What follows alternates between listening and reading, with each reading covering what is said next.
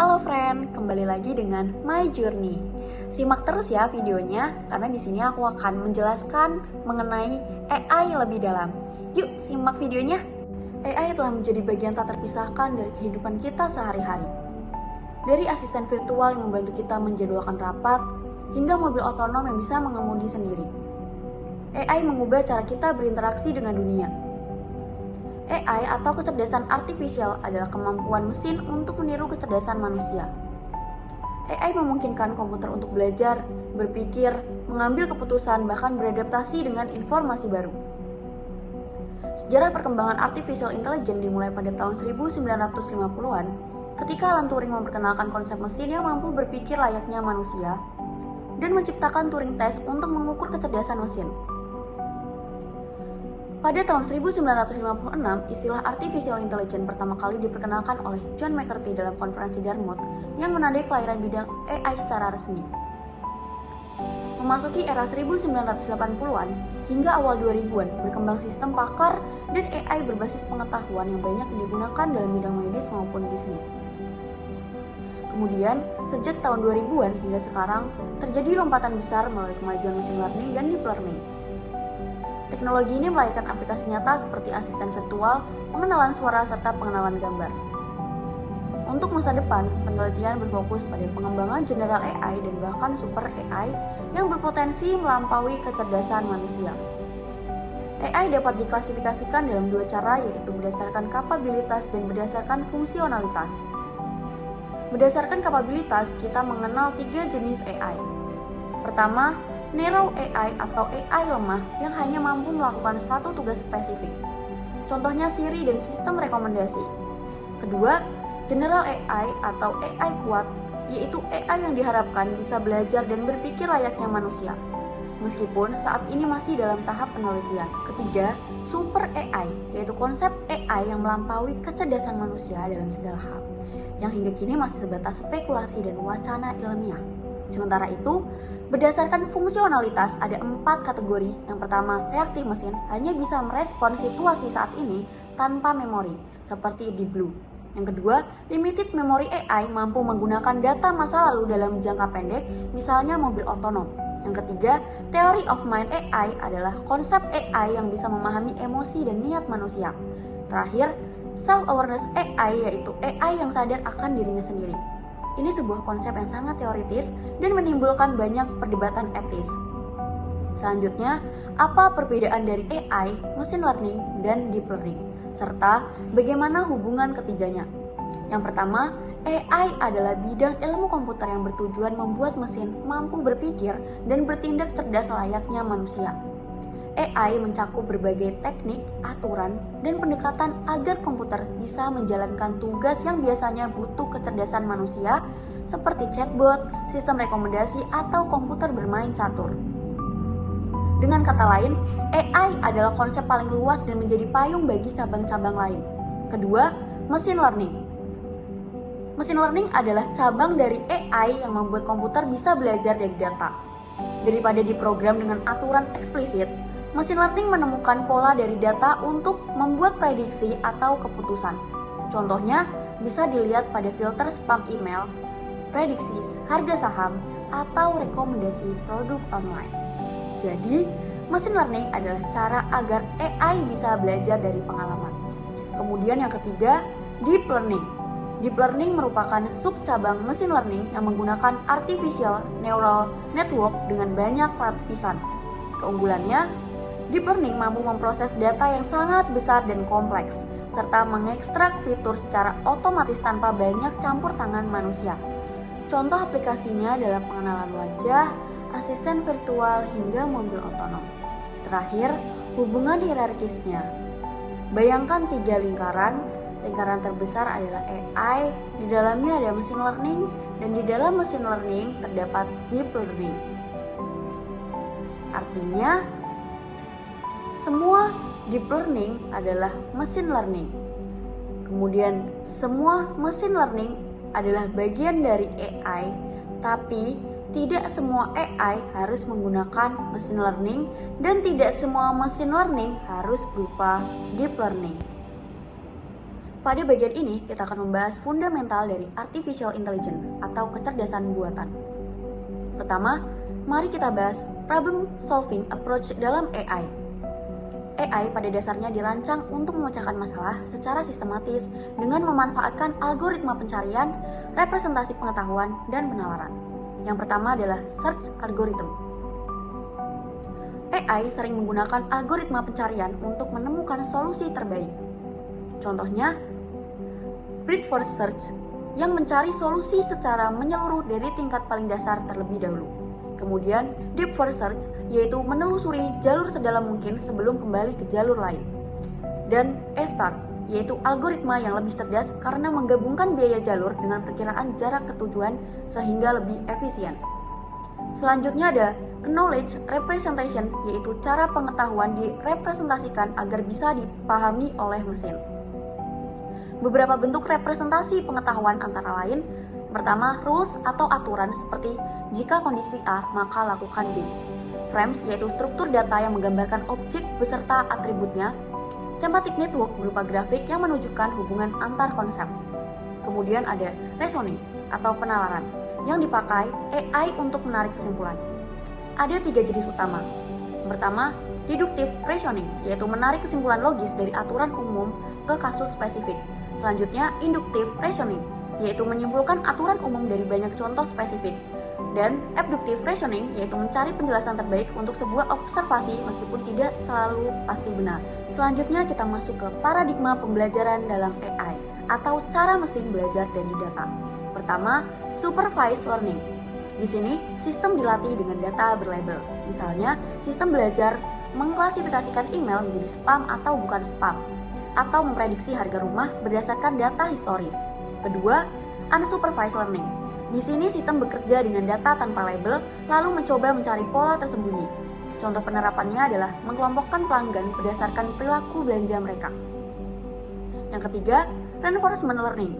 Pada metode ini, agen belajar melalui trial and error.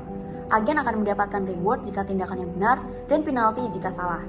Contoh nyata adalah robot yang belajar berjalan sendiri atau AI yang berlatih bermain game hingga bisa mengalahkan manusia. Terakhir, mari kita pahami beberapa istilah kunci dalam AI. Agen, yaitu entitas otonom yang bisa mengambil keputusan.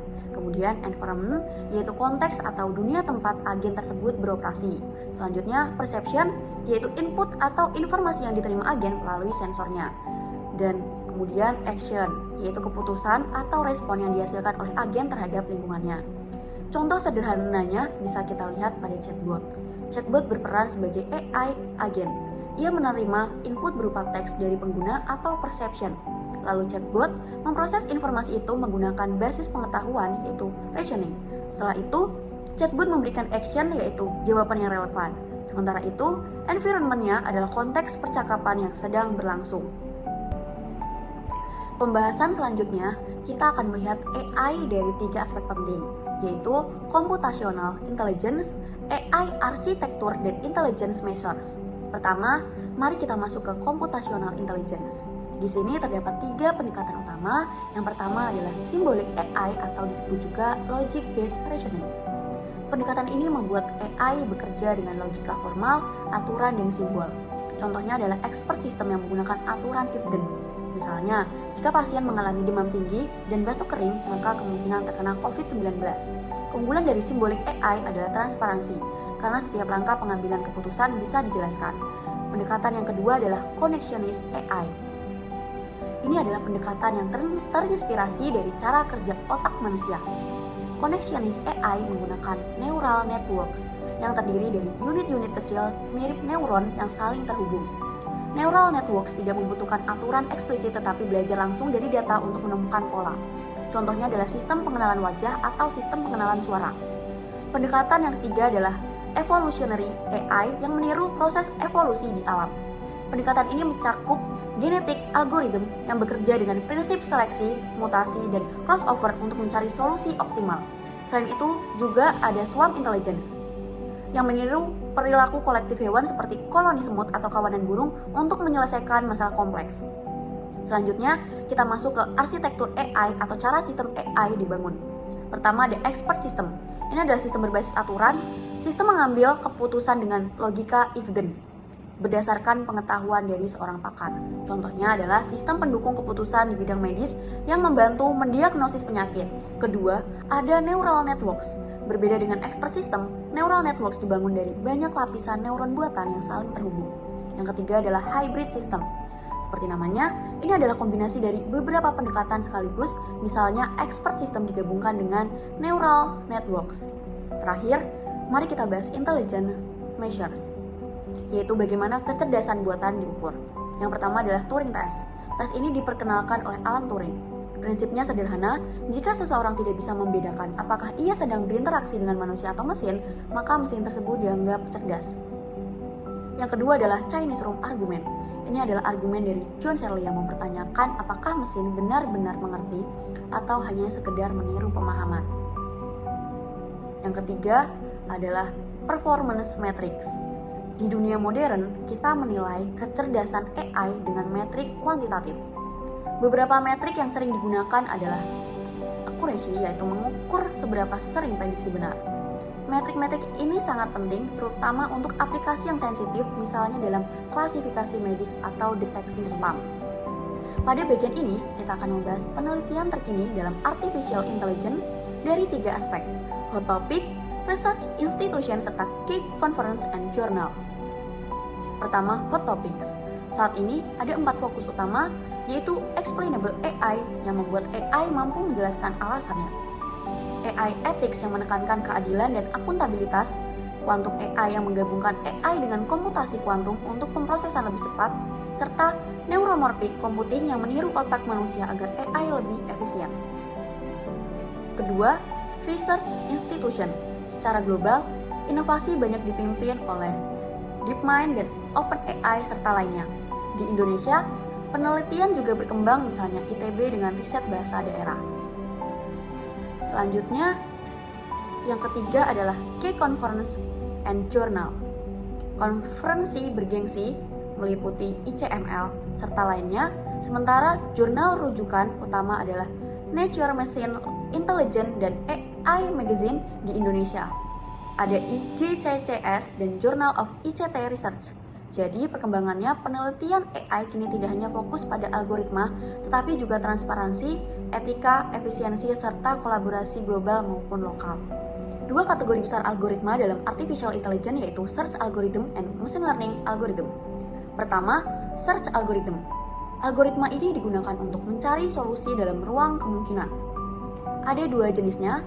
Yang pertama adalah uniform search, tanpa informasi tambahan. Contohnya, brute force search yang menelusuri level demi level, dan deep force search yang langsung menyelam ke cabang terdalam lalu mundur bila buntu. Informed search menggunakan informasi tambahan. Contohnya, a start untuk pathfinding serta hill climbing untuk optimasi lokal, meski kadang terjebak di solusi lokal. Selanjutnya, machine learning algorithm. Tujuannya agar komputer bisa belajar dari data. Pendekatannya ada 3. Yang pertama adalah supervised learning dengan data berlabel. Contohnya, decision trees, SVM, dan regression. Selanjutnya ada unsupervised learning dengan data tanpa label. Contohnya ada K-means, clustering, dan PCA untuk reduksi dimensi. Lalu ada reinforcement learning, yaitu pembelajaran dengan umpan balik. Contohnya Q-learning dan policy gradient. Jadi secara keseluruhan, algoritma AI mencakup strategi pencairan solusi pembelajaran dari data hingga pengambilan keputusan berbasis pengalaman. Masing-masing punya kelebihan dan kekurangan dan sering dikombinasikan untuk membuat sistem AI yang lebih cerdas dan efisien. Sekarang kita akan membahas algoritma-algoritma tren dalam perkembangan AI modern. Perkembangan ini dipicu oleh terobosan dalam deep learning, transformer, generative AI, dan emerging trend. Pertama, Deep Learning Revolution. Ada CNN yang mengenali pola pada gambar dengan convolution, pooling, dan fully connected layer. CNN sukses di kompetisi ImageNet dan aplikasi medis. Lalu RNN, dirancang untuk data berurutan seperti teks dan sinyal waktu. RNN dikembangkan lebih lanjut menjadi LSTM dan GRU agar lebih baik mengingat konteks panjang. Kemudian yang kedua, Transformer Architecture. Inovasi utamanya adalah self-attention, yang memahami hubungan antar kata dalam konteks kalimat. Dari sini, lahirlah model penting seperti BERT untuk pemahaman bahasa, GPT untuk generasi teks, dan T5 untuk translasi dan summarization. Ketiga, generative AI. Awalnya dengan GANs, generator membuat data palsu, diskriminator menilai keasliannya. Contohnya, style gun untuk wajah realistis dan cycle gun untuk mengubah gaya gambar. Ada juga diffusion model yang menambahkan lalu menghapus noise hingga membentuk gambar baru. Teknologi ini melahirkan DALL-E 2, Midjourney, dan Stable Diffusion. Dalam teks lahirlah Large Language Model atau LLMS seperti GPT dengan pendekatan autoregresif, BERT dengan bidirectional encoding yang disesuaikan untuk percakapan lewat instruction. Dalam teks lahirlah Large Language Model atau LLMS seperti GPT dengan pendekatan autoregresif, BERT dengan bidirectional encoding, dan kini ChatGPT yang disesuaikan untuk percakapan lewat instruction tuning dan RLHF. Kemudian yang keempat ada emerging trend. Multimodal AI menggabungkan teks, gambar, dan audio. Featured learning belajar dari data yang sedikit. Selanjutnya federated learning yaitu pembelajaran terdistribusi yang menjaga privasi. Lalu ada Edge AI, yaitu pemrosesan langsung di perangkat lokal seperti smartphone. Kesimpulannya, tren AI saat ini bukan hanya membuat mesin lebih pintar, tapi juga lebih kreatif, efisien, dan dekat dengan kebutuhan manusia. Mulai dari pengenalan gambar, pemahaman bahasa, penciptaan seni digital, hingga aplikasi sehari-hari. Terima kasih ya friends sudah menyimak videonya sampai selesai. Sampai ketemu di video selanjutnya. Terima kasih sudah mengikuti My Journey. Dadah!